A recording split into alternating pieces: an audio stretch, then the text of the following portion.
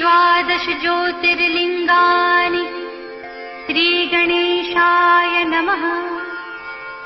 सौराष्ट्रे सोमनाथं च श्रीशैले मल्लिकार्जुनम् उज्जयिन्या महाकालम् ओङ्कारं ममलेश्वरम् परल्यां वैद्यनाथं च डाकिन्यां भीमशङ्करम् सेतुबन्धे तु रामेशम् नागेशं दारुकावने वाराणस्यां तु विश्वेशं त्र्यम्बकं गौतमीतटे हिमालये तु केदारं घृतृणीशं शिवालये एतानि ज्योतिर्लिङ्गानि सायं प्रातः पठे नरः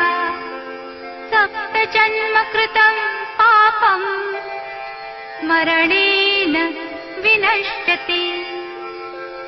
इति 12 ज्योतिर्लिङ्गस्तोत्रम् सम्पूर्णम्।